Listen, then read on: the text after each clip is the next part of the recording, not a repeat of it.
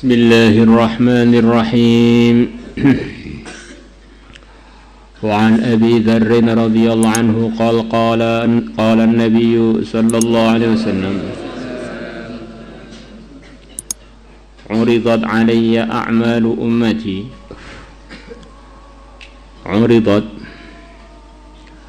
telah ditampakkan alayya atas aku a'malu ummati amalan-amalan umatku, hasanuha bagusnya amalan, wasayuha dan buruknya amal. Jadi di antara perkara yang harus kita yakini adalah amalannya umat Muhammad baik atau buruknya itu disowankan kepada yang mulia Nabi besar Muhammad sallallahu alaihi wasallam. Maka ini harus kita waspadai. Jangan sampai amalan kita ketika disampaikan kepada Rasulullah mengecewakan Rasulullah. Nah, kalau Rasulullah kecewa pada kita, nanti kalau kita enggak disyafaati bagaimana? Dan ini dikuatkan oleh hadis riwayat Tabarani, uridat alayya a'malu ummati.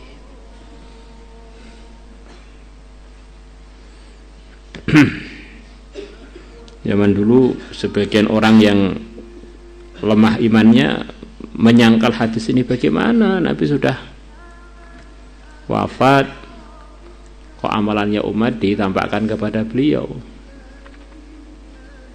Umpama di kubur beliau hidup, kemudian umatnya kan di pojok-pojok dunia, bagaimana mungkin dilaporkan kepada beliau? Maka dengan berjalannya waktu Allah tampakkan kuasanya. Sekarang orang di pojok-pojok dunia bisa ngelaporkan macam-macam kejadian di sana, langsung tayangan langsung kepada kita lewat alat-alat komunikasi yang ada sekarang ini. Itu baru ilham-ilham yang diberikan Allah kepada manusia yang lemah ini. Bagaimana kalau yang menampakkan langsung Allah yang menciptakan semua ilham alat-alat telekomunikasi tadi. Uridat nih yang menghendaki langsung Allah ditampakkan kepada aku, yakni Allah sendiri yang menampakkan. Di waktu yang sama, di detik yang sama, antar benua bisa saling komunikasi.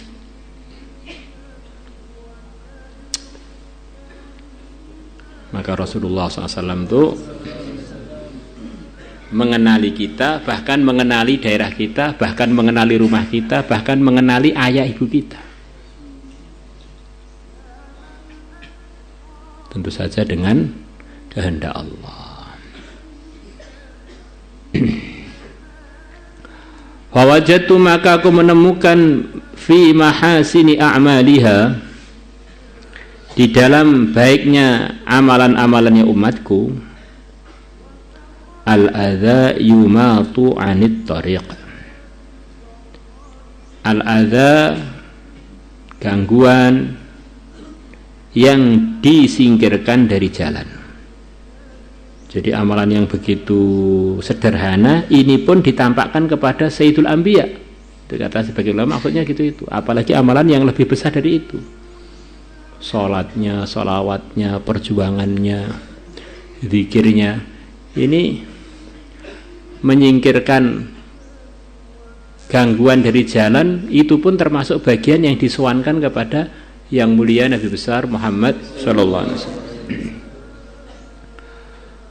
Wa wajadtu, dan aku menemukan fi masawi'i a'maliha, di dalam buruknya amalan-amalannya umat, an-nukhamatu, ingus, takunu, yang ingus tadi ada fil masjid, di dalam masjid, la tudfanu, yang tidak dikuburkan, yang tidak dihilangkan. Sampai urusan ingus itu aja dilaporkan kepada Nabi. Umatnya ngelihat ingus di masjid, ngotori masjid, dia nggak peduli. Wah, ini termasuk keburukannya umat. Rawahu Muslim, Imam Muslim telah meriwayatkannya. Apalagi waktu ngaji meleng, waktu ngaji nggak tawajuh.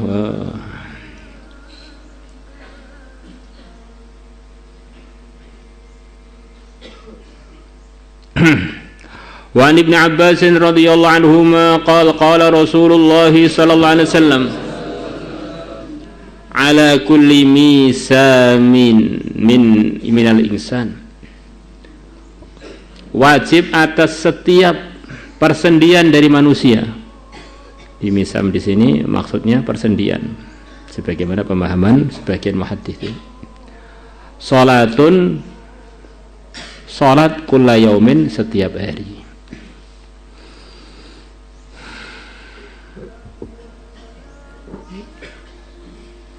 Sebagian memahami salat di sini ya salat itu. Jadi setiap persendian kita ini perlu disolati, setiap persendiannya. Kalau jumlah persendiannya 360, ya 360 kali sholat.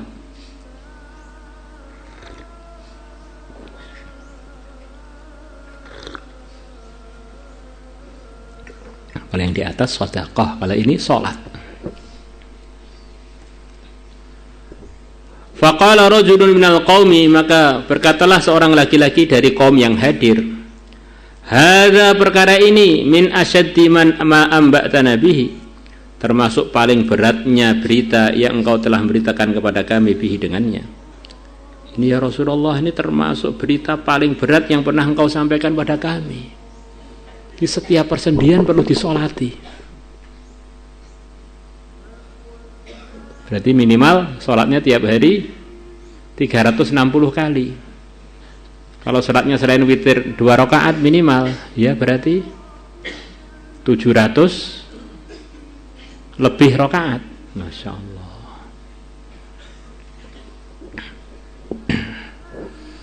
Qal, Nabi bersabda, di sholat itu tidak selalu diartikan sholat yang umumnya dimulai dengan takbir, diakhiri dengan salam, bukan itu. Ada perkara-perkara yang berpahala seperti sholat. Amruka, kamu memerintahkan bil ma'rufi, kebaikan, wa nahyuka, dan melarangmu anil mungkari, dan anil mungkaran, musolatun, adalah merupakan sholat juga. Wa hamluka ala dhaif, dan bawanya kamu ala dhaif, atas orang yang lemah, sholatun, merupakan sholat. Hamluka ala dhaif itu diantara maksudnya ada orang mau ngangkat barangnya nggak kuat, kita bantu untuk mengangkatkannya, angkatkan di kendaraannya atau ngangkatkan di badannya, dia angkat sendiri kerepotan, kita angkatkan. Hamluka ala dhaif. Wa inha'uka al-qadhara 'anit tariq, dan penyingkiran kamu al-qadhara, kotoran, anit tariqi, dari jalan, salatun, merupakan salat juga atau pahala salat juga. Wa kullu khutwatin takhtuha ila shalah, setiap langkah yang kau melangkahkannya ila sholati, menuju salat, salatun, merupakan pahala salat juga. Rawahu Ibnu Huzaimah telah meriwayatkannya.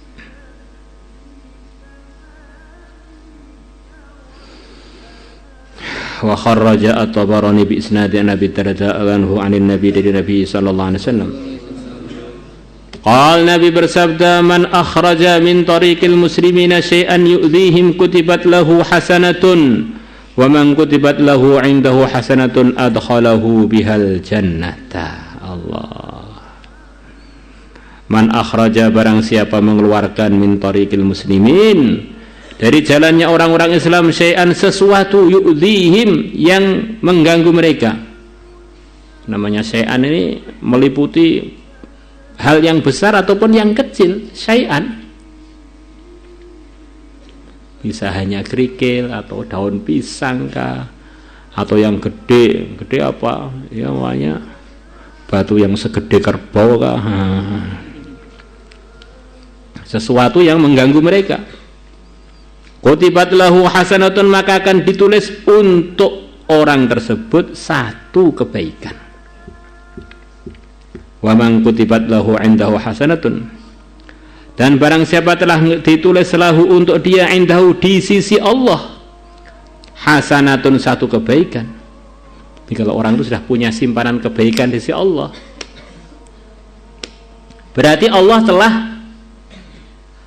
menerima dia, begitu kan? Sudah ditulis kan? Sudah menerima dia. Nah, untuk dibalas, untuk diberi anugerah lah, tempat pembalasan kebaikan itu adalah surga sempurnanya. Adkhalahu, maka Allah akan memasukkan dia biha, dengan sebab satu hasanah tadi, al jannata, surga. Jadi anugerah Allah itu begitu banyak banget yang telah disebutkan, sebagiannya hari ini dan hari-hari sebelumnya. Tetapi kita harus ingat, di samping kita ini berharap dengan anugerah-anugerah Allah tersebut, kita juga harus muhasabah, harus ada evaluasi. Amalan itu sudah saya kerjakan sesuai dengan ketakwaan atau belum? Selepas sesuai dengan ketakwaan, saya ini telah berbuat amalan-amalan keburukan yang menghapus kebaikan saya apa tidak? Ghibah menghapus, namimah menghapus, Masya Allah, hutang juga yang nggak niat dibayar menghapus. Kadang-kadang orang ini hanya yang dipandang rogbah saja, harapan. Ini bagian dari belum sempurna di dalam meyakini agama. Karena dalam agama itu ada iming-iming anugerah begini, anugerah begitu, sempurnanya masuk surga. Di samping itu dalam agama ada ancaman begini dan begitu, sempurnanya masuk neraka. Maka orang beriman itu harus mengumpulkan antara dua, khaufan wa tama. Kalau melihat ancaman-ancaman Allah dan kelemahan kita, kekurangan-kekurangan kita, jadi takut. Kalau melihat anugerah-anugerah Allah yang begitu luas, maka kita jadi berharap. Nah, khauf dan roja inilah namanya praktek iman yang benar. Maka ini tadi sudah mendatangkan roja kepada kita. Tapi jangan lupa rogbahnya, khaufnya jangan lupa. Ini adalah tuntutan iman kepada firman-firman Allah yang isinya berupa anugerah-anugerah atau isinya berupa ancaman-ancaman. Begitu juga sabda-sabda Nabi. Wallahu a'lam.